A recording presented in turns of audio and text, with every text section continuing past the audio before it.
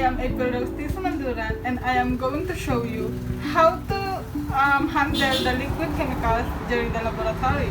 So in order to prevent such accidents during your experiment or activity inside the laboratory, you need to wash your hands first and then wear proper personal protective equipment such as eye protection, face mask, gloves, and lab gown, and etc. And you need to follow such rules that are being implemented inside the laboratory. And in order for me to explain it to you truly and clearly, the steps, I am going to take off my eye protection and my face mask. So let's get started. Opening the reagent bottle. So the proper way of opening the reagent bottle is first you need to grasp the reagent bottle from your one hand, and then your other hand is you need to hold the stopper between your fingers and then turn it and lift. And then never lay the stopper from the reagent bottle to any surfaces in the laboratory because impurities may be picked up and thus contaminate the solution when the stopper is returned from the reagent bottle. And you need to put it upside down to the laboratory depth. Transferring liquid from one container to another. So in order for us to transfer liquid, we need a stirring rod and two containers.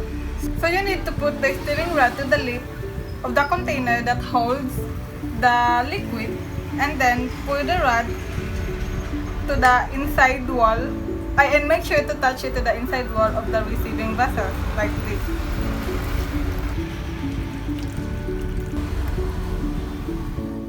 So next is reading the volume of a liquid.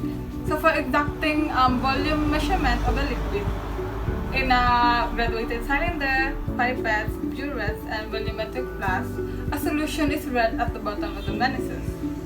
So read it to the eye, horizontal to the liquid surface, like this. So a clear or transparent liquid like this is read easily by positioning the edge of the black mark made with the white cord.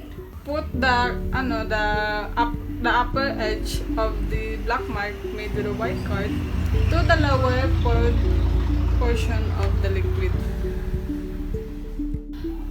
Testing for the odor and taste of a chemical.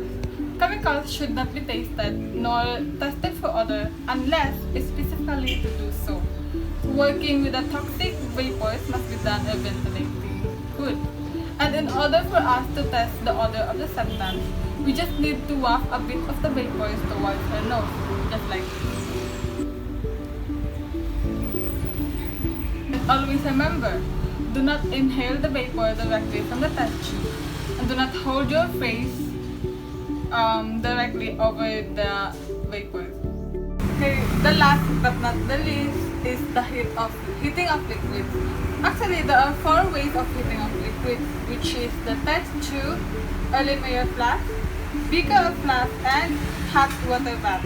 So the first is the test tube. The test tube should be no more than 1/3 full, and move the test tube circularly in and out of the flame. 45 degrees in and out of the flame. Heating the liquid from the top to bottom. Never fix the flame's position at the base of the test tube. Never point the test tube to anyone as to avoid sudden ebullition. Next is the Erlenmeyer flask. An Erlenmeyer flask that is less than 1/4 full may be heated directly over a flame. Hold it with a piece of tightly folded paper or flat tongs.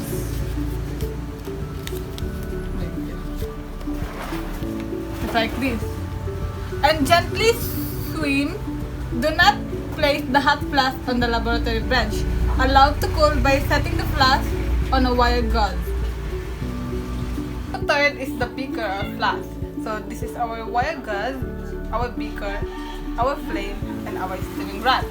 To support the beaker or flask on a wire gauze, to avoid bumping, sudden formation of superheated liquid near the flame, place a glass of stirring rod or use boiling chips in the beaker.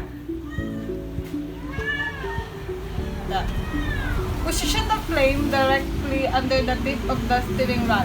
In addition, place a second supporting ring around the top of the beaker to prevent it from being accidentally knocked off. So the last way of heating liquids is the hot water bath. This is used to heat a small quantity of solution in a test tube that needs to be held at a constant temperature over a period of time.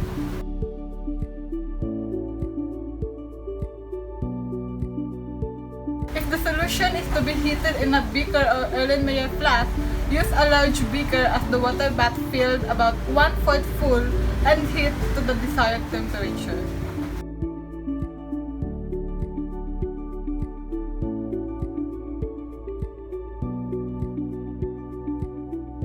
So, that is the proper handling of liquid chemicals.